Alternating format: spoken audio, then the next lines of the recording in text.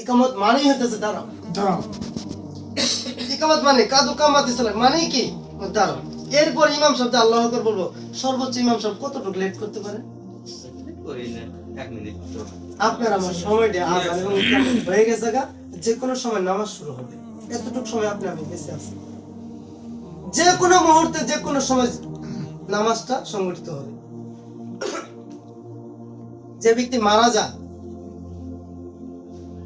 মারা যায় সর্বশেষ সর্বপ্রথম যে কথাটা শুনে ইন্না লিল্লাহি ওয়া ইন্না ইলাইহি রাজিউন, যে ব্যক্তি মারা যায় সেখানে শুনে,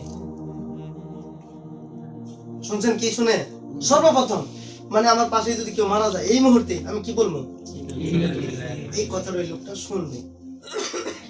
শোনার পর সেখানে বিশ্বাস করছে মারা গেছে, জানেই না মারা গেছে, তারে গোসল করাবে, তারে কাপড় পরাবে, সে দেখতেছে কিভাবে কান্নাকাটি করে, কি কেন কি হয়েছে আমি করতে, যে কান্নাকাটি করে ভাই বোন তাকে জড়িয়ে ধরবে, এই পাশে বাড়াই যাবে, রুহের কোনো ই নাই, শক্তি নাই, এটা ধরে থাকবে। রু তো বাতাস নাকি, কেউ ওর কথা শুনতেছে না, আর দেখতেছে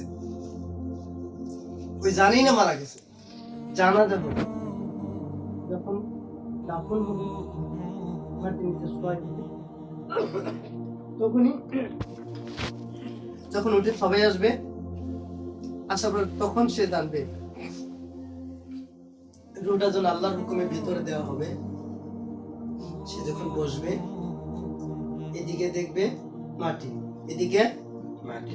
পরে নিচে বিরাট জোরে চিৎকার করবে, কেউ শুনে না, কোনো সারা শব্দ নেই। তখন সে বলবে আমি মনে হয় মারা গেছি, আমি মনে হয় মারা গেছি, তখনই বুঝবে, এর আগে কখনো বুঝবে না। বিরাট জোরে চিৎকার করবে, কেউ নাই, সবাই গেল গা। তখন কে আসবে? কে আসবে? ফেরেশতা আসবে আপনাকে কি ভাইবা নিতে, ভাইবা পরীক্ষা নিবে। ওই চাকরি হবো নাহলে কি হবো, দুইটা পথ হবে, কোনো নিরপেক্ষ নাই। ওই কবরের সাথে জাহান্নামের সম্পর্ক নাই, কবরের সাথে কার সম্পর্ক?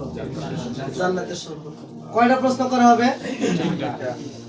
এখন কোনো আম লিখ দিয়ে কোনো কাম হবো না, জাতীয় পার্টি চাষবাসে কোনো কাম হবো?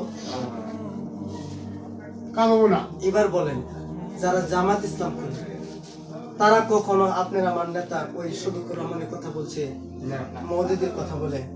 না, কার কথা বলে? রাসূলের কথা। রাসূলের কথা। এদিকে ভিডিও হয় না, হ্যাঁ, হয়। এদিকে রেকর্ড হয় না, তখন বললে কাজে লাগবে না। ইনশাআল্লাহ। এই জন্য এই তো সংগঠন করি। এবার জানেন কেন করি? বুঝতে পারলেন? জি। আমি একজন মুসলমান, আমার কাজ হলো কোরআন পড়া, কোরআন অনুযায়ী চলা।